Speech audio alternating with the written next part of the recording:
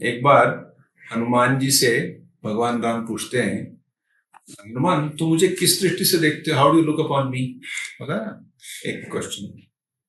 उन्होंने कहा, भगवान जब मैं अपने आप को शरीर मानता हूं और मैं आपकी ओर देखता हूं तो आप मेरे स्वामी हैं और मैं आपका दास हूं।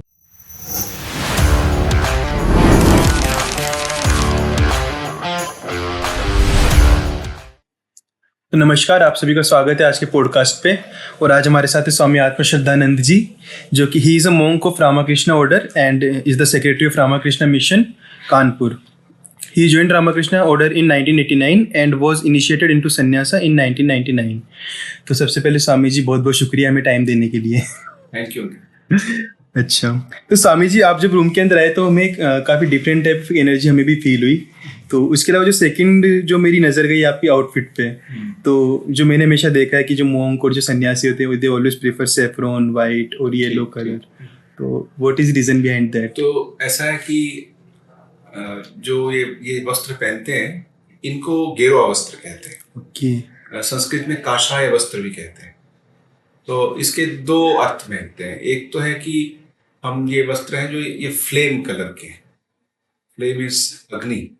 अग्नि स्टैंड्स फॉर कि आपने सेक्रीफाइस किया या सेक्रीफाइस करना चाहते हैं.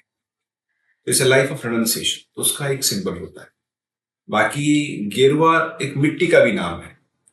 तो पहले अभी तो हमारे पास सिंथेटिक कलर्स हैं जो उसको लगा लेते हैं कपड़ों पे. नहीं तो अदरवाइज पहले मिट्टी है, उसको एक प्रोसेस करके उसमें कपड़े उसमें रंग लिए, उसका गेरुआ वस्त्र. ओके.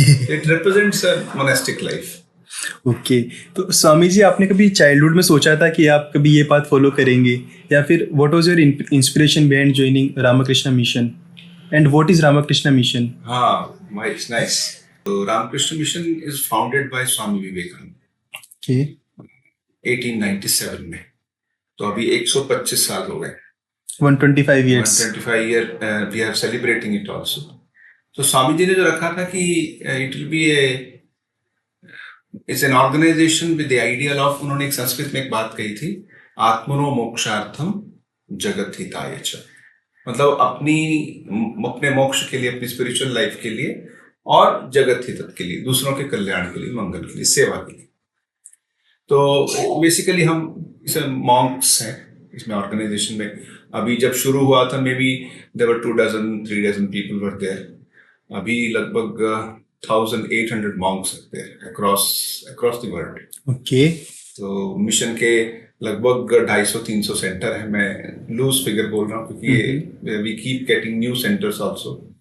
इंडिया में ऑलमोस्ट सभी स्टेट्स में है और इंडिया के बाहर लगभग 25 देशों में, मैक्सिमम और in US. Then there is also in Europe और इधर की कंट्रीज, एशियन कंट्रीज में भी है. तो ये बड़े पुराने सेंटर्स, जैसे न्यूयॉर्क का सेंटर है, वो भी कोई 100 साल से भी ज्यादा पुराना centre. Which was known as Vedanta Society, I guess. Yes, you're right. Generally, the centers outside India, उनको कहते हैं वेदांता सोसाइटी. अच्छा. That has been the tradition from Swami Vivekananda's time. तो आइडिया है कि यहाँ पे जो educated young men, there's also a separate organization for women. Okay. उसको शारदा मठ कहते हैं. अच्छा. तो their ladies are there. तो उनका भी हेडक्वार्टर्स दक्षिणेश्वर के पास में कलकत्ता में, इधर बेलूर मठ जो है कलकत्ता के पास में जो है, वो बेलूर इसका रामकृष्ण मिशन का हेडक्वार्टर्स है. तो educated young people who are interested in living this life of sadhana as well as of service, कोई भी ज्वाइन कर सकता है. उसके लिए कुछ एज लिमिट्स हैं. You should have done some educational qualification. ये नहीं कि आपको कोई जॉब मिलने वाला है. क्वालिफिकेशन इसलिए कि आप यू हैव दैट मैच्योरिटी. अच्छा, आप ज्वाइन करना चाहते हैं, सिर्फ एक इमोशनल चीज नहीं है. आपको अंदर से अपने ये well decided. You could have done a job, you could have followed a career, but you want to live this. So there are a number of monks who actually have done their PhDs. Okay. A number of them, or those who have done their MBBS or any BTechs. A number of IITians are there. Okay. I think there are 10-15 IITians are even more. So it's a very voluntary thing. आपके लिए है, आपको अच्छा लगता है तो आइए और अपना जीवन जी. सुबह जैसे हमारा होता है, we get up early in the morning and till late night. So you get up, you do your meditation, if you have some practice of yoga, exercise, then prayer. फिर हमारे आश्रमों में सेवा काम होता है. We take up that work for the rest of the day, and again in the evening we meditate. और शाम को 10 साढ़े 10 लगभग सो जाते हैं. That's generally the routine. और मेरी पर्सनल इंस्पिरेशन जो है वो तो when I was in school मैं स्वामी विवेकानंद की किताब पढ़ी. I was deeply impressed. In fact that's a story of many of our monks. Just a simple book. So अंदर से एक टाइम बॉम्ब होता है ना. अच्छा. So it must get started. It's not that just by reading a book somebody will become a monk.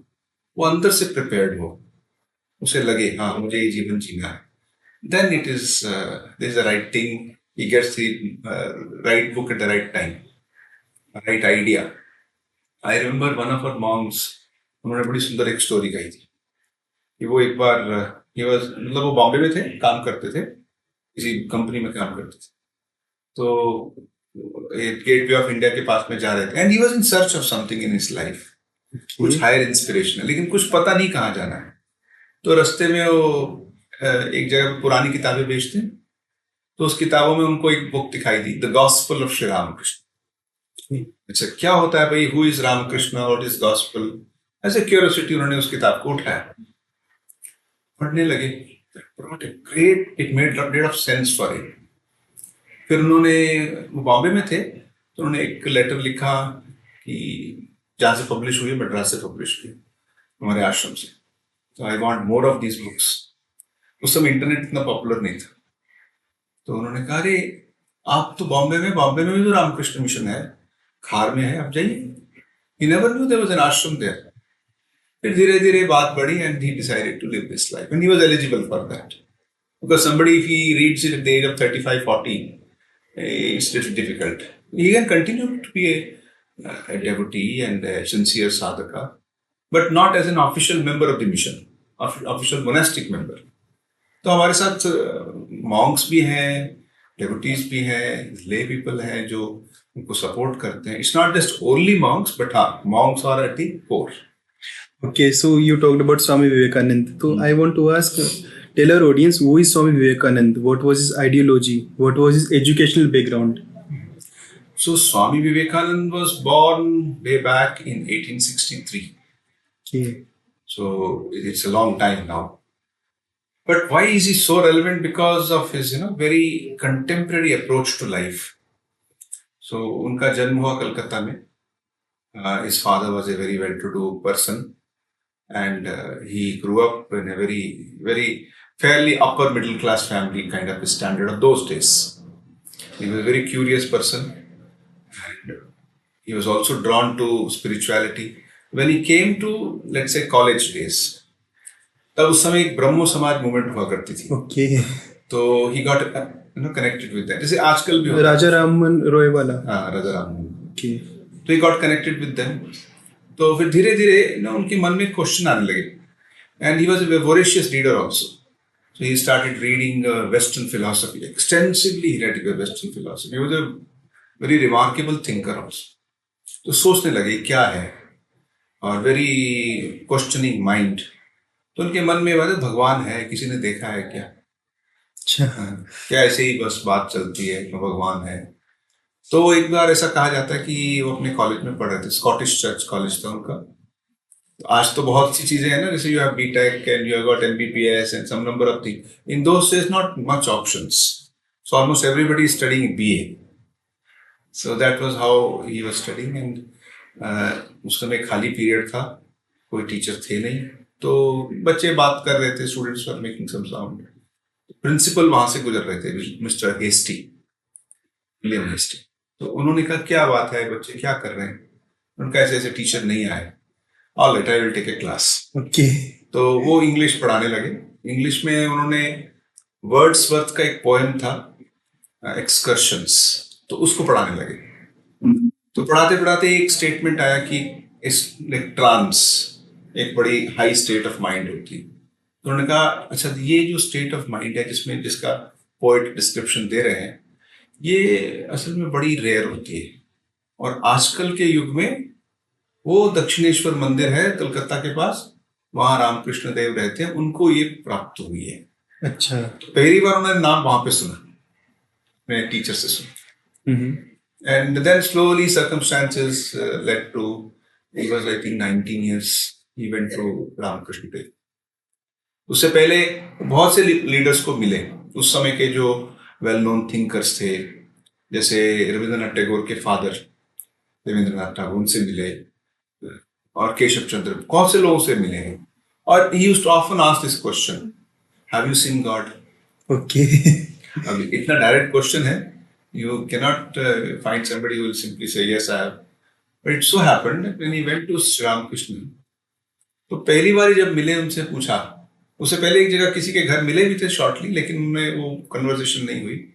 तो वो वहां मंदिर में, इट्स अ बिग टेम्पल, वहां पे दक्षिणेश्वरी काली माँ। हाँ, काली माँ मंदिर एकदम गंगा जी के किनारे से कॉम्प्लेक्स। तो वहां पे कमरे में वो रहते थे श्री रामकृष्ण देव, उनसे मिलने के लिए गए और उन्होंने कहा, sir have you seen God? Unexpectedly he said, yes I have. Not only I have seen God, and I can see him, or I am seeing him more clearly than I see you. So that was something very fantastic. लेकिन further एक question, एक थी बात, उन्होंने एक बात मतलब like a rejoinder, he said that it's okay that God I am able to see, you also can see, but who wants God? People want things from gods. They want, I mean, he didn't say these words, but he meant it when in his language which he used. कि देखो, हम जाते हैं भगवान से, हमारी ये इच्छा पूर्ण कर दो, हमारा ये काम करवा दो, हमारा अच्छा रिजल्ट आ जाए, जो भी है। लेकिन how many people want God only? There's no selfish prayer. Just want God. उनका जो ऐसे कहेगा उसको मिले. So that was the beginning of Naren's struggle and Naren's sadhana. That's how he was called. पहले उनका नाम था नरेंद्र नाथ दत्त। ओके। फिर बाद में जब बहुत साल ऐसे उनके साथ इंटरेक्शन होता रहा, there are moments of questioning his guru with great respect of course, और बहुत से spiritual experiences, और एंड में जब श्री रामकृष्ण देव का when he passed away, जिसको हम कहते हैं उनको महासमाधि हो गई, तो 1886 में, तो about 4-5 years he had this interaction. उसके बाद में फिर वो उनके सामने एक ऑप्शन था, अभी क्या करें? My teacher is gone. So on one side was his house. His father had just passed away. वो सडनली उनको एक हार्ट अटैक हुआ, चल बसे। तो घर में एक फाइनेंशियल कंडीशन, एक ऐसी कंडीशन, डोमेस्टिक सिचुएशन ऐसी हो गई। अब वो एल्डेस्ट थे, he had 2 younger brothers and sisters also. So whether I should go and continue this life in the world, and he could have become a brilliant person. उनके सामने एक scene दिखाई देता था उनको कि मैं एक बड़ा वेल टू डू रिच आदमी बन गया हूँ, और जो कुछ मुझे चाहिए ऐसे दिखता था उन्हें। Kind of a thing he used to see, मतलब 2 विजन्स आते थे उनके पास। और दूसरा विजन था कि he has become a monk and he is carrying on his guru's message to the world. तो फिर बहुत सोचा, और फिर उन्होंने कहा finally, yes it is a fact that family को कष्ट होगा, लेकिन for the sake of the country let one family suffer. Okay. और धीरे धीरे वो जब फिर ही केम टू एक नया, उसको बरानगर नाम की एक जगह थी, अभी भी है, वो कॉलोनी है कलकत्ता में। तो बरानगर में उन्होंने एक मठ शुरू किया, आश्रम शुरू किया। This is called as Baranagar Math. Ramakrishna मठ तो बाद में नाम पड़ा, और फिर वहां कुछ दिन रहे। सो समटाइम्स इन 1880s में, लास्ट में 88 में या 87 में, तो वो निकल पड़े। उनके अंदर से एक इच्छा आई। उससे पहले उन्होंने संन्यास एक विधिवत रूप से ले लिया था, और उनकी इच्छा है कि मैं पूरा देश घूमूं। एट द सेम टाइम उनको अंदर से ये भी लगता था कि मैं मेडिटेशन भी करूं। Deep he used to be wanted to be immersed in, कि उनका जो मेडिटेशन है वो हम लोग के देश में मेडिटेशन नहीं है।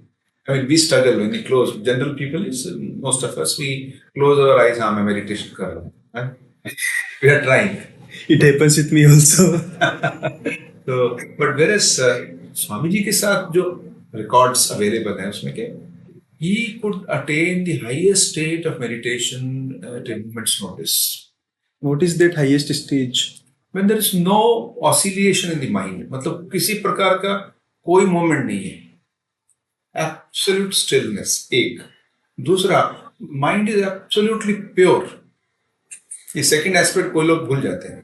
प्योर मतलब उसमें ना उसमें एंगर है, ना ग्रीड है, ना लस्ट है, ना जेलसी है, कुछ भी नहीं। It's absolutely pure mind with no terms and conditions. तो स्वामी जी का ये भी अंदर से एक he used to feel that he should do that. तो ऐसे करते करते then he traveled across India. That was a transforming experience for him. Okay. क्योंकि इतना कुछ देखा, जैसे आप आज आप इंडिया के बारे में जानना चाहते हैं, एक तो आपके टेक्स्ट बुक्स हैं, टेक्स्ट बुक्स देख, इंटरनेट है, और इंटरनेट है, कुछ भी करो गूगल कर लेते हैं, अच्छा क्या है राजस्थान में क्या होता है, नहीं जलपाईगुड़ी में क्या हो रहा है, या केरल में क्या हो रहा है। अब लोग कहीं जाते हैं तो वहाँ का टेम्परेचर भी चेक कर लेते हैं आजकल, तो वहाँ पे कैसा है। None of those things were there and he just walk sometimes without any money with him, without any chappal also. And sometimes he'll be walking for days together begging. An educated, well-to-do from a very elite family, a person takes up this kind of a life. कितनी inspiration होगी उसमें? क्यों an educated young man should do that? कितना depth of अंदर से एक motivation होगा? फिर स्वामी जी घूमते घूमते पहले बनारस आए, फिर बनारस से यहाँ यूपी से होते हुए, there are so many incidents actually. Swami जी का बायोग्राफी इंग्लिश में 2 बिग वॉल्यूम्स है। Okay. by eastern and western disciples, very authentic biography. उसके अलावा भी बहुत सी बाकी भाषाओं में भी किताबें हैं। इंग्लिश की बात किया, हिंदी में जैसे एक बहुत सुंदर किताब है युगनायक विवेकानंद। तो फिर वहां से वो घूमते, फिर वो हरिद्वार से होके फिर उत्तराखंड में गए। उनके मन में इच्छा थी किसी गुफा में बैठ के मैं ध्यान करूं, and he will do that. यहाँ पे अल्मोड़ा में जाएंगे तो वहाँ कसार देवी नाम का एक मंदिर है, के पास में एक गुफा है, तो वहाँ लिखा हुआ है Swami Vivekananda meditated here. Okay. अगर आप माउंट आबू में जाएंगे राजस्थान में, वहां भी एक टोड हिल है, तो टोड हिल उसके एक सेंट्रल लेक है उसके पास में है, उसके ऊपर जब ऊपर चढ़ते हैं तो वहां भी एक गुफा है, यहाँ लिखा हुआ है स्वामी विवेकानंद मेडिटेटेड हियर। वो मेडिटेशन करने जाते थे, but there was some power which will drag him out. What was that power? That may be some what we call as yuga dharma था, कोई युग, कोई ऐसा काम था जो बड़ा उस एज के लिए चाहिए था। तो फिर स्वामी जी वहां से घूमते हुए फिर राजस्थान गए। I think maximum time he spent was in Gujarat and Rajasthan. Rajasthan में वो खेतरी में गए, खेतरी में जो राजा थे very devoted to him. Alwar गए, जयपुर गए, फिर गुजरात में he was the guest of, जहां भी गए he was in those days rajas were there. हाँ, रियासतें दिखाते हैं। रियासतें थी तो उनके गेस्ट थे। अच्छा, ये नहीं कि he was only going to rajas, वो कभी बहुत ही गरीब आदमी के पास चले गए, उसके घर में गए रहे। कहीं एक जगह में मध्य प्रदेश में he lived for almost a month, what we call as the untouchables. उनके साथ रहे। कभी किसान के यहाँ रह रहे हैं, कभी बड़ा कोई विद्वान आदमी है, जैसे पोरबंदर में एक बहुत विद्वान आदमी थे शंकर पांडुरंग, तो उनके साथ 2-3 महीने रहे। He was a great scholar. अच्छा, फिर Swami ji was a learner also throughout that. Rajasthan में शायद खेतरी में एक जगह पे उन्होंने कुछ दिन संस्कृत का जो ग्रामर है अष्टाध्यायी, वो भी पढ़ी। Ashtadhyayi very typical book. Hard, very hard, very hard, लेकिन दिल को अच्छा लगता है, वो क्या वंडरफुल है। फिर वहां से घूमते हुए फिर वो नीचे साउथ में जहाँ पहुंचे, आंध्रा में गए, कर्नाटक, गोवा में भी गए, और तमिल। आजकल की तो हम ये स्टेट्स बोलते हैं, उस समय तो इस तरह स्टेट्स नहीं थी। तो फाइनली ही रीच्ड कन्याकुमारी। तो कन्याकुमारी में मंदिर है, माँ कन्याकुमारी का मंदिर, उन्होंने वहां पे प्रार्थना की। मतलब उनका ना अंदर से एक दुख से भरा हुआ था। दुख इसलिए था कि इतना एक एंशियंट लैंड है कि इंडिया है, इतनी पुरानी सभ्यता, इतना एक रिच कल्चर है एक तरफ, दूसरी तरफ because we were a colonial subject, तो ओवर द सेंचुरीज इतने हमले हुए हैं, इतना कुछ लोगों को स्क्वीज किया गया, इतनी गरीबी, इतना लोगों के पास खाने के लिए नहीं है, इतनी इग्नोरेंस है, लेकिन they are very good people, उनके पास एक कल्चर है। तो बोले ये जो एक कॉन्ट्रास्ट देखते थे स्वामी जी, अंदर से बड़े दुखी थे। तो जब कन्याकुमारी पहुंचे तो ऐसे था जैसे अपना कोई एक बच्चा अपनी माँ के पास पहुंच गया।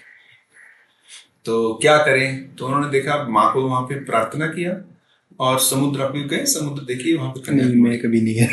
कन्याकुमारी में तीन तीन सीज थे ना, तीन समुद्र मिलते हाँ हैं। हाँ।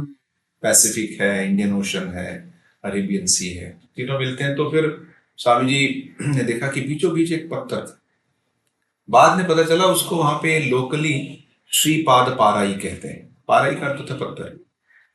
तो वहां पे माना जाता है कि माँ कन्याकुमारी खड़ी हुई थी एक पैर पे, उन्होंने तपस्या की। तो वहां पे एक चिन्ह भी बना हुआ है एक पैर का, इसके ऊपर पत्थर के ऊपर। तो स्वामी जी वहां गए, it was the end of 1892 and he meditate for 3 days। स्वामी जी ने एक लेटर में भी लिखा है। अच्छा, किस चीज पे मेडिटेट किया? On India. What is India's past? What I can do for India? What should be India's future? तो बड़ा गहराई से सोचे उन्होंने बहुत से एस्पेक्ट्स, क्योंकि he was a very good student of history. Indian history had read thoroughly, even European history or philosophy and Sanskrit literature and grammar. He was very well read in all this. तो उनको पता था कि क्या हो रहा है India में, क्या होना चाहिए फ्यूचर में। तो 3 दिन वो उन्होंने वहां मेडिटेशन करके then decided to go to the West. क्यों? क्योंकि उस समय वेस्ट में, मतलब अमेरिका में, एक world parliament of religions organise किया जा रहा था। अमेरिका को डिस्कवर किए हुए 400 साल हो गए थे, कोलंबस ने किया था। तो उसके बाद अमेरिका में क्या क्या अचीवमेंट्स हुई, क्या क्या वहाँ पे सोशियोलॉजिकल, टेक्नोलॉजिकल, इंस्टीट्यूशनल क्या क्या चेंजेस हुए, वो सारा शोकेस करने के लिए अमेरिकन गवर्नमेंट ने एक रेजोल्यूशन पास किया था that we'll hold a world Columbian exposition. बहुत बड़ा था। उसमें अगर आप चलने लग पड़े पूरा एग्जीबिशन में तो आपको 2 महीने लगेंगे, इतना बड़ा एग्जीबिशन। तो उसी के अंतर्गत एक वर्ल्ड पार्लियामेंट ऑफ रिलीजन्स भी ऑर्गेनाइज कर रहे हैं। ओरिजिनल जो वहां पे था कि हम इसको ऑर्गेनाइज करेंगे, सब धर्मों के लोगों को बुलाएंगे। उनका एक छोटा सा एजेंडा था कि we will try to prove that we are superior, supreme. We followers of the Christ are the supreme. एक हिडन एजेंडा था, but that's okay. Swami ji को पता था कि वो पार्लियामेंट हो रही है, मेरे को जाना है। It was a historic decision. आज 125 साल बाद बैठ के हमको पता नहीं चल रहा है। क्यों? क्योंकि उसमें कभी कोई मॉन्क पानी क्रॉस करके जाता ही नहीं था। कहते काला पानी, अगर जाएंगे तो मान लीजिए आप अपनी जात गई, तो उसमें तो होता ना जात गई। आज तो बहुत कॉमन है, उठे के फ्लाइट है, उस समय फ्लाइट नहीं थी, हाँ हाँ, जहाज से गए वो। जहाज से गए।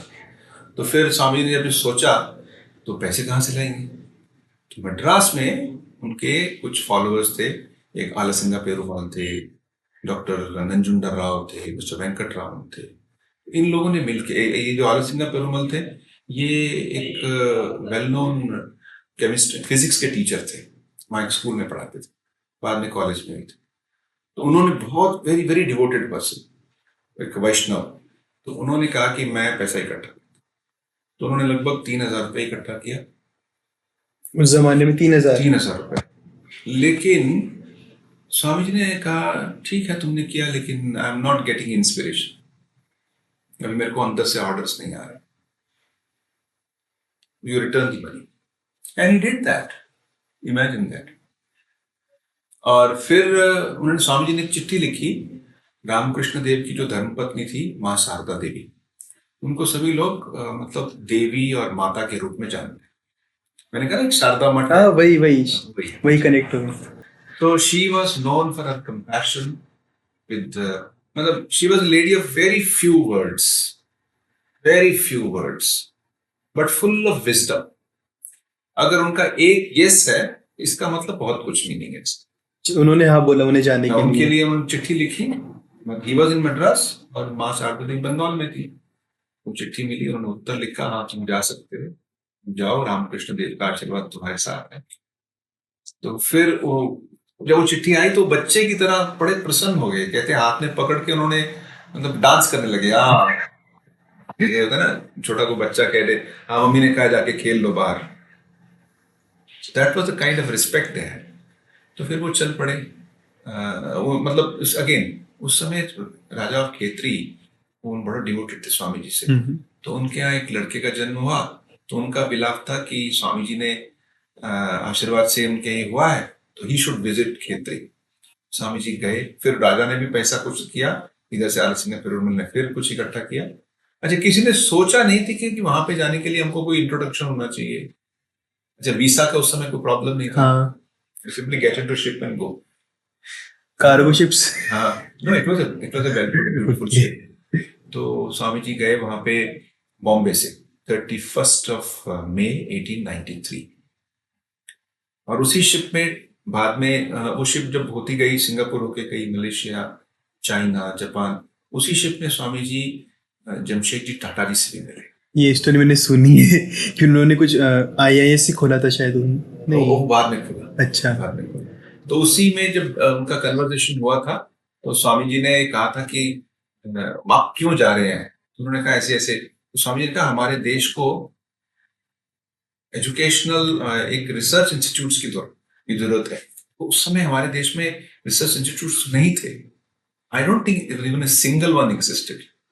हाँ, कुछ इंजीनियरिंग कॉलेज आ गए थे, जैसे रुड़की वाला है या शिवपुर वाला है, वो तो 1856 में ही शुरू हो गया। लेकिन in general there were no research institutes in India. एक visionary person, think of it, अभी तो we have hundreds of it. तो टाटा जी ने उसको बड़ा गहराई से लिया। बाद में तो स्वामी जी चले गए और वो अपने event is own, but he was very much deeply impressed. उसके बहुत साल बाद उन्होंने फिर स्वामी जी को एक अपना चिट्ठी लिखी कि Swami ji, we had met on the ship, you had proposed like that and I have decided to invest so much money, you please be its director, okay. chairman of that. तो स्वामी जी ने of course he didn't agree to that. अच्छा, interestingly Swami ji का भी देहांत हो गया 1902 में, और उसके 1-2 साल इधर जमशेद जी भी चले गए, but he had deposited 30 lakhs of rupees, which was like a fortune. और British government did not want that institute to come up.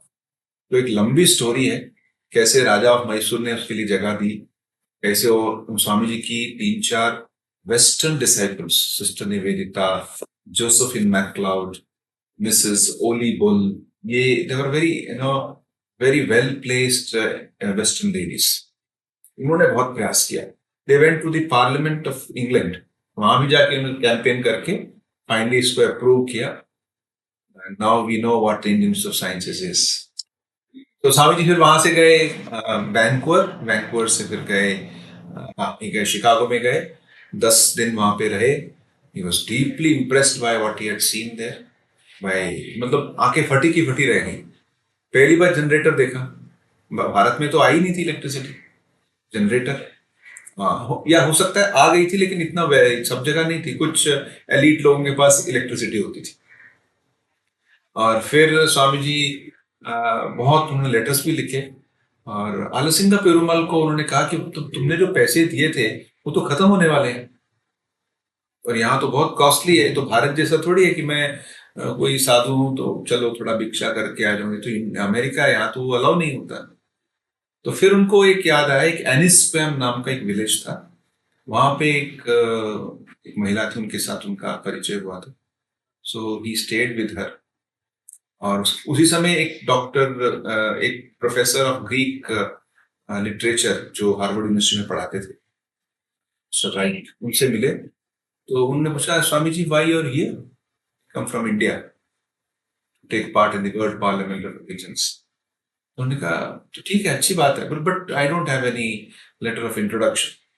अरे, उन्होंने एक बात कही थी, कहा to ask you Swami your right to speak is like asking the sun its right to shine.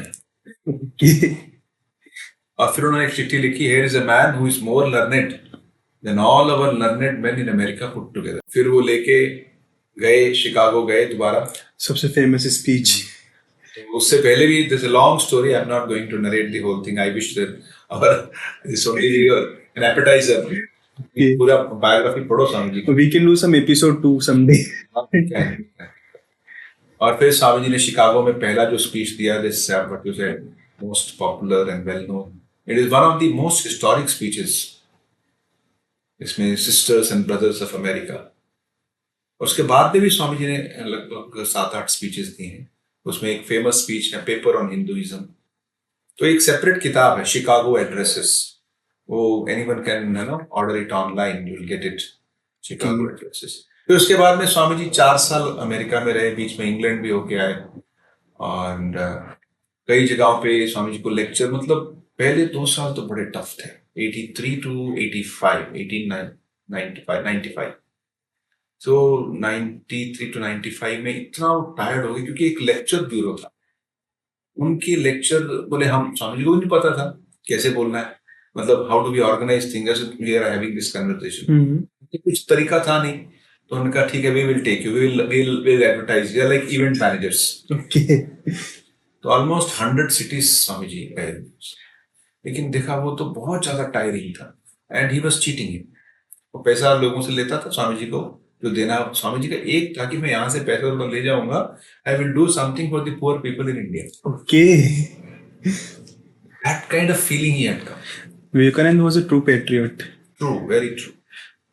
In fact the very first day जब उनका वो बहुत फेमस हो गए, तो उनके कमरे में एक कमरा रहने के लिए दिया गया, वेरी वेल फर्निश्ड, जो एक वेस्टर्न सोसाइटी का एक बड़ा कमरा, एक रिच मैन का कमरा था।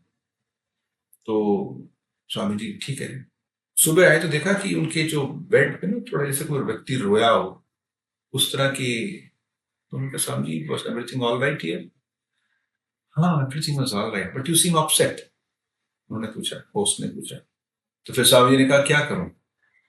As I was lying on this luxury, I was remembering the poor in India who don't get even 2 square meals, and here I am lying on this bed. It's a deep feeling. तो फिर स्वामी जी वहीं पे रहते से एक वेदांत society शुरू की New York 1895 में, एंड वहीं पे बहुत से वेस्टर्नर्स उनके डिसाइपल्स हुए, specially some Englishman. They were deeply impressed by, उन्होंने जो लेक्चर्स दिए स्वामी जी ने, या जो कहते हैं पार्लर टॉक्स, वो बाद में सब इकट्ठी की गई हैं। उनके जो टीचिंग्स हैं वो 9 वॉल्यूम्स में है, complete works of Swami Vivekananda. It's like it's a treasure for humanity. अब उसका ट्रांसलेशन तो है 15-20 लैंग्वेजेस में भी है। तो उसमें हम पाते हैं कि कैसे स्वामी जी ने योग के बारे में बोला। ही was the first Indian monk to go from India, carrying the idea of yoga, Upanishads, Gita to West. He was the first monk to go there. He brought Hinduism to America. उसके ऊपर सुंदर एक किताब भी है, दो किताबें हैं। एक तो Ruth, one lady, she has written a book, Vivekananda, the Guru to the World, मोटी किताब है। और एक किताब उससे पहले जो आई है वो है, उसको कहते हैं दी अमेरिकन वेदा, फिलिप गोल्ड्सबर्ग। तो वो भी बहुत अच्छी किताब है। तो आप देखेंगे उसमें कि स्वामी जी का इम्पैक्ट वेस्टर्न कंट्री पे क्या हो। फिर जब वो भारत में आए 97 में, he was given a royal welcome. पहले वो रामेश्वरम में आए, श्रीलंका से होते हुए, फिर वहां से बहुत सी सिटीज में बोलते बोलते फिर कैलकाटा, फिर अल्मोड़ा। तो वो सारे जो लेक्चर्स हैं, फिर लाहौर तक गए। उस समय तो we didn't have a separate country, so वो सारे लेक्चर्स उसको कहते हैं इंडियन लेक्चर्स। उनको अलग से किताब है बनाई गई है, जिसको कहते हैं lectures from Colombo to Almora. असल में this year happens to be almost 125 years of lectures from Colombo to Almora also. अच्छा, स्वामी जी विवेकानंद जी इतना ट्रेवल कर रहे थे, तो हमने सुना है कि वो 2 बुक्स हमेशा अपने पास रखते थे, भगवत गीता और एक इमिटेशन ऑफ क्राइस्ट। तो at the same time Swami ji ने एक बार एक स्टेटमेंट दिया था कि it is better to play football rather than reading Bhagavad Gita. तो उसका एक कॉन्टेक्स्ट थोड़ा सा समझाइए, एंड ये जो 2 बुक्स को लेके चलते थे हमेशा। हाँ, सो स्वामी जी वाज ए मॉन्क। तो एज ए सन्यासी उनके पास ऐसी किताब होनी चाहिए जो उनको हमेशा गाइड करे। तो एक गाइड करने वाली जो किताब है वो तो भगवत गीता है। तो कृष्णा से इंस्पायर थे? Of course, it's not just Krishna. उनके पास जो भी हमारी एक आध्यात्मिक परंपरा है, चाहे उसमें भगवान कृष्ण हो या भगवान राम हो या शिव हो, जो भी है, even the Upanishad, you see, in fact he says in one place, I have never quoted anything except Upanishads। मतलब उसी के ट्रांसलेशन, उसी की बातें कहीं। तो जब वो अमेरिका से वापस लौट के आए 1897 में, मद्रास में एक लेक्चर दिया। उन्होंने मद्रास में शायद 5-6 लेक्चर दिए जो बाद में those they were the inspiration for the freedom fighters in India, like Netaji Subhash Chandra Bose और whether it is Gandhi ji और Lokmanya Tilak, they would read those lectures.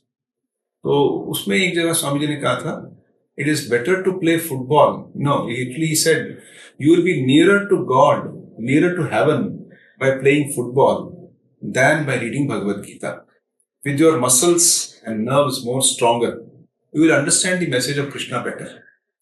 तो ये नहीं कि वो फुटबॉल खेलना है और गीता नहीं पढ़ना, not like that. तो हाँ, but he laid emphasis on physical culture. जब पहले mental state and muscles strong रखोगे तो बेटर उसको समझ पाओगे भगवद गीता को। बिल्कुल। ओके। और जो इमिटेशन ऑफ क्राइस्ट है वो थॉमस ए कैंपस नाम के एक व्यक्ति ने लिखी 400-500 साल पहले। इट इज फुल ऑफ जिसको आजकल हम कहते हैं दास्य भक्ति, वैष्णव भाषा में कहा है तो दास्य भक्ति। तो दास्य भक्ति से परिपूर्ण है जो एक क्राइस्ट का एक फॉलोअर है वो कैसे फील करता है, वो स्वामी जी को बड़ा अच्छा। जैसे आपने बीच में भी कहा था कि स्वामी विवेकानंद सबसे ये प्रश्न पूछा करते थे कि do you have seen God, you have seen God, तो do you believe in existence of God? पहला तो ये है, और दूसरा जैसे एक डिबेट होती है कि बायोलॉजिकल एवोल्यूशन है और there is some intelligent designer, तो व्हाट डू यू बिलीव? तो देखिए, भगवान के ऊपर विश्वास करना ये एक बड़ा पर्सनल विषय होता है, तो इसके लिए एक पर्सनल जर्नी भी होती है। अब एक तो क्लियर हमको दिखाई देता है कि wherever there is a creation, there has to be a will, what we call as a creator. तो कोई नहीं ऐसे ही टपक के आ गया। मुझे किसी ने मजाक करके कहा कि मान लीजिए एक आप किसी के घर गए तो बोले ये क्या, what is this? Is Oxford university का ये एक डिक्शनरी है। अच्छा, ये कहाँ से आया? नहीं, कहाँ से आया, वो प्रेस चल रही थी, सडनली इसमें से आ गया। It doesn't make a sense. There has to be a person who has thought over it. So उस दृष्टि से देखें तो हाँ ठीक है, इसके पीछे देखिए एक not only the physical world around us, उसमें कितने लॉज हैं, जैसे साइंस के लॉज हैं। अब you can't violate those laws. You can't say I will go to the third story of this building and jump down and law of gravitation will not affect me. वो एक specific condition से कुछ कर सकते हैं, generally it's going to work. Exactly like human body भी इतनी complex structure है कि there has to be some designer. देखिए, मैं आपसे बात कर रहा हूँ, it is only some sound, how it is getting converted into thoughts. क्या है यहाँ पे लगा हुआ कान पे जो कन्वर्ट कर रहा है इनको thoughts? So there has to be some very divine thing, divine origin of the world. हाँ, लोग क्यों नहीं विश्वास करते भगवान से, अलग अलग कारण होते हैं। किसी को लगता है इतना there is so much of in life we see, जिसको कहते हैं कि इतना अन्याय क्यों है, इतनी सफरिंग क्यों है। छोटा सा बच्चा है 5 साल का, उसको ये हो गया, कैंसर हो गया या किसी का एक्सीडेंट हो गया, हाउ डू एक्सप्लेन थिंग्स? उसने बेचारे ने क्या किया? तो कहते हैं हाँ भगवान होता तो ऐसा होता ही नहीं, भगवान है ही नहीं, that is what people think. लेकिन असल में और कर्मों की सजा है, पुराने जन्मों की सजा है। प्रिंसिपल ऑफ कर्मा को रखा है, उसके थ्रू बहुत कुछ समझा जा सकता। There is a divine power, but how much do we really want that? वही श्री रामकृष्ण देव का प्रश्न है। अगर सच में भगवान को चाहे तो भगवान will reveal to you, it will come to you, the guidance will come to you. लेकिन अगर नहीं चाहते, अगर सिर्फ दिखावा है या फिर दूसरों को प्रूव करना है कि भगवान है कि नहीं है, इधर ही एक मुझे बात याद आती है रामकृष्ण देव की। वो कहते हैं कि if you want to kill, somebody wants to kill himself, उनको ज्यादा कुछ नहीं चाहिए, एक ब्लेड होने से चलेगा, एक नर्व काट दिया, ये हो गया। You don't have to do research on the internet as to how to kill oneself. एक छोटी सी चीज से हो जाए। लेकिन मान लीजिए आपके ऊपर कोई अटैक करने के लिए आ रहा है, तो आपको अपनी सेल्फ डिफेंस करनी है, तो उसके लिए आपको एक तलवार चाहिए, ढाल चाहिए, या व्हाटएवर मॉडर्न इक्विपमेंट जो भी चाहिए। तो ठीक इसी तरह अगर मैंने अपने आप में विश्वास करना है कि हाँ भगवान है कि नहीं, I don't need so many arguments. मेरे को ये किताब नहीं चाहिए, वो किताब नहीं चाहिए। जैसे एक छोटा बच्चा होता है, मम्मी ने कह दिया वो मेरे मामा है, बस उसमें पूर्ण विश्वास है। उसके लिए हाँ मेरे इसका टेस्ट करो, ये करो, कुछ नहीं बोलेगा वो, मम्मी ने कहा है बस। Is authority is mummy. जैसे स्वामी जी भी आपने बीच में एक बार और कहा था कि जैसे विवेकानंद जी जो थे, स्वामी विवेकानंद, वो साइंस और स्पिरिचुअलिटी को दोनों को साथ लेके चलते थे। तो फॉर एग्जांपल मैं एक टेक का स्टूडेंट हूँ, तो how can I take both things with me, science and spirituality, मतलब रेगुलर लाइफ में how can I get closer to spirituality और मेडिटेशन? बहुत अच्छा किया। देखो, science is search for truth. Truth in the external world, जो हमारी senses perceive कर रही है। तो उसके पीछे जो फिनोमिना है, जैसे नेचर्स के फिनोमिना है, फोर्सेस हैं, उसी को हमारे जो पास्ट में लोगों ने क्वेश्चन किया, अब करते करते हमारे सामने साइंटिफिक टेक्स्ट बुक्स हैं, उनके जो फाइंडिंग्स हैं उसको लेके, और हम भी प्रश्न कर रहे हैं। अभी हमको भी बहुत से नई नई चीजें को सोचना पड़ेगा, नई नई चीजों को देखना पड़ेगा। तो science is a search for truth, it's a search for truth outside world, in the sensory world. अच्छा, who is the person who is doing this research?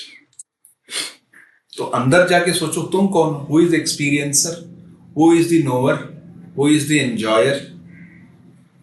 Enjoy कर रहे हैं ना, कुछ भी हो तो फाइनली कोई एंजॉय कर रहा है, हु इज द एंजॉयर? तो ये जो सेल्फ के बारे में समझना है, this is called spirituality. In fact उपनिषदों की बात करें तो उसमें एक मुंडक उपनिषद है, उसमें एक शब्द आता है कि द्वे विद्ये वेदितव्ये पराचा पराचा। दो प्रकार की विद्याएं, दो प्रकार के ज्ञान होते हैं, एक परा एक अपरा। अर्थात एक तो ऑब्जेक्टिव वर्ल्ड का परावर्तन, मतलब जैसे आपने साइंस कहा या सोशियोलॉजी कहा, कंप्यूटर्स कहा, ये सब whichever we can feel through our senses, इसको हम परसीव करते हैं। और दूसरा, हम जो हैं, सेल्फ क्या है। So what is the idea of self? मैं कौन हूं? तो हम, आपने सुना होगा अहम ब्रह्मास्मि। लोग very loosely use this word, अहम ब्रह्मास्मि। तो वहां पे अहम का अर्थ ये नहीं कि मैं सिर्फ एक ईगो हूं, उससे बढ़कर कुछ है। तो आई एम दैट ब्रह्मन, मतलब मेरे में और भगवान में कोई अंतर नहीं है। मुझे याद आता है एक हनुमान जी और राम जी का एक कन्वर्सेशन, जो रामकृष्ण देव बहुत कोट करते थे। तो कहते हैं कि एक बार हनुमान जी से भगवान राम पूछते हैं, हनुमान तुम मुझे किस दृष्टि से देखते हो, how do you look upon मी? होता है ना एक क्वेश्चन। उन्होंने कहा, भगवान जब मैं अपने आप को शरीर मानता हूं और मैं आपकी ओर देखता हूं, तो आप मेरे स्वामी हैं और मैं आपका दास हूं, you are the master, I am the slave. Suppose मैं अपने आप को मन या फिर चैतन्य मानता हूं, एक सेंस ऑफ कॉन्शियसनेस मेरे में आ गई, तो बोलता मैं आपका ही हिस्सा हूं। और जब मैं देखता हूं कि I think my self as pure self, atman, तब आप में और मेरे में कोई अंतर नहीं है। आत्मा और परमात्मा एक हो जाते हैं तब। सो जब साइंस और साइंटिफिक और स्पिरिचुअलिटी की बात होती है, इनफैक्ट स्वामी जी का जो साइंटिफिक साइड है, हमने बहुत साल पहले मद्रास आईआईटी में एक सज्जन को बुलाया था, नाम था डॉक्टर टीजी के मूर्ति। उन्होंने एक पुस्तक लिखी, Swami Vivekananda an intuitive scientist. वो इसरो के एक सेक्शन के डायरेक्टर थे, नाउ इज रिटायर्ड। तो उसके ऊपर में एक सीरीज ऑफ फिल्म्स भी बनी है, इंटरव्यूज भी बने हैं, 5 बने। तो science, Swami ji idea of science was remarkable. अब वो कभी जाके लैब में पढ़े हों ऐसा तो नहीं है, but he had a very remarkable. Nicholas Tesla से मिले थे। Tesla was deeply impressed by Swami ji, and Swami ji some of the ideas on akasha prana वो अपनी बायोग्राफी में मेंशन किए हैं। और टेस्ला का जो म्यूजियम है वहां भी ये लिखा हुआ है, उनकी कन्वर्सेशंस जो हुई स्वामी जी के। और बाकी जो आपने कहा कि कैसे साइंस एंड स्पिरिचुअलिटी को लाइफ में लाया जा सकता है, तो spirituality is basically to know one self. तो जो चीजें हमको अंतर्मुखी करती हैं, हम सोचें how was my day today, मैंने कितने विचार जो सोचे उसमें क्या अच्छे थे क्या गलत थे। अच्छा, मैं, हमारे अंदर एक सेंस ऑफ एथिक्स है, क्या मैंने उसको फॉलो किया कि नहीं। जब मैंने कुछ टाइम अपने साथ बिताया कि नहीं, what we call as meditative contemplative hour with myself. और सब समय तो मैं बिजी हूँ दूसरों के साथ, आजकल तो डिजिटल एंगेजमेंट है। आजकल की जो जनरेशन है जेन जी, मतलब दिन भर सोशल मीडिया या फिर वो अपने साथ टाइम बिताना चाह ही नहीं रहे। उन्हें चाहिए एस्केप। फॉर एग्जांपल अगर कुछ भी फ्री बैठे हैं तो उन्हें कुछ कोई चाहिए, या फिर उन्हें फोन चाहिए, या फिर सोशल मीडिया। मैंने इसको लेके एक बात सुनी थी किसी एक मित्र से। बोले देखिए, व्हाट हैपेंस इज, जब हम कुछ भी अपनी वैल्यू को ठीक नहीं समझते तो we reduce ourselves to very small beings. जैसे कि कहते हैं कि एक व्यक्ति है, उसने देखा कि उसने कोई पोस्ट डाली फेसबुक पे, अब इमीडिएटली सो मेनी लाइक्स आनी चाहिए उसकी एक्सपेक्टेशन। अब हार्डली कुछ लाइक्स आई, ऑलमोस्ट 2 लाइक्स आई, और ही वाज एक्सपेक्टिंग सम 300। तो इतना डीपली डिप्रेस्ड हो गया। बोले how you have reduced yourself as a market commodity. Validation नहीं मिलता ना कि think over it, is my happiness dependent on this? मैंने अपने आप को एक कंडीशन कर लिया है, whereas I don't need actually। Swami ji, insecurity हो सकती है कि उन्हें वैलिडेशन नहीं मिल रहा बाहर के लोगों से। तो ये आइडिया ऑफ सिक्योरिटी और इनसिक्योरिटी को भी क्वेश्चन करना चाहिए। Is it really insecurity? आप तो सेफ हैं अपने कमरे में, you have no problem, you get food, clothing, you are being honored, you are being loved, you are being respected. And insecure about their looks, how they are looking, how people are seeing them. They have to accept themselves. Okay. Because looks are going to change. The constant change is the changeless law of nature. तो ये तो change होगा ही, तो why should we worry about it? जो होगा देखा जाएगा। जैसे स्वामी जी क्वेश्चन है, मतलब if you meet Swami Vivekananda today तो आप उनसे क्या पूछते हैं? क्या पूछते हैं? क्या पूछेंगे? अगर वो हमको मिल जाए तो हमें कुछ पूछना नहीं है, पर सुनना। We will stand in awe before him. But हमको तो ऐसा विश्वास है ना कि स्वामी जी ने एक बात कही थी कि it may be that I shall cast off my body like a worn out garment, but I will continue to inspire men until the world knows it is one with God. तो ये नहीं कि स्वामी जी चले गए हैं, अब देखिए आपको इच्छा हुई कि you want to talk about Swami ji, and our viewers are seeing this, that speaks of his presence.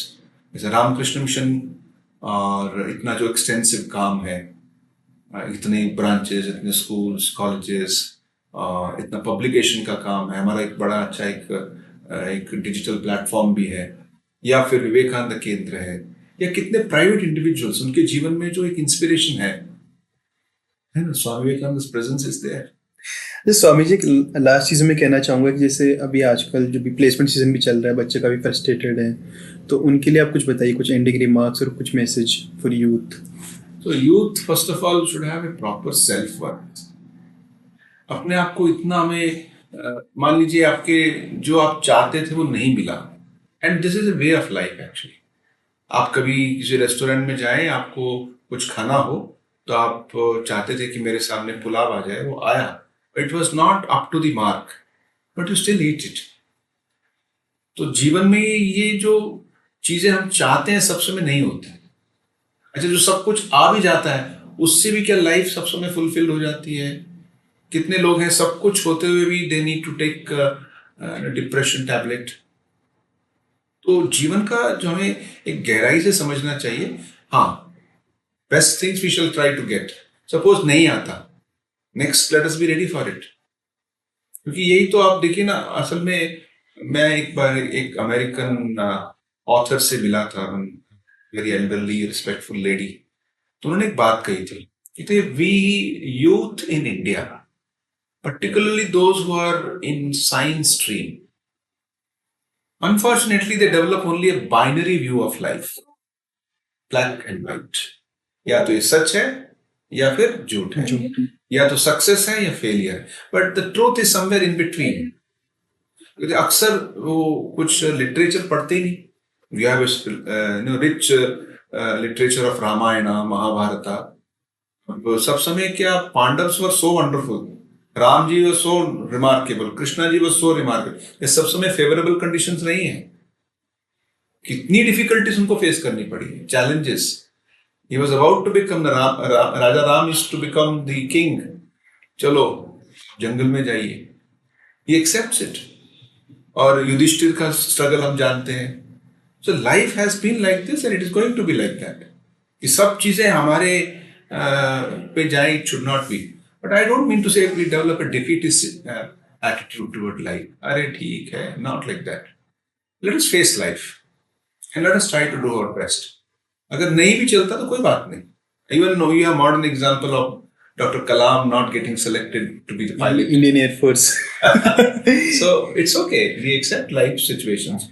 And instead of always saying that this should be the goal and I should always, ठीक है, अगर goal पे नहीं भी पहुंचे, something better is still waiting for you. Something is good for us. Okay, so that's all for today.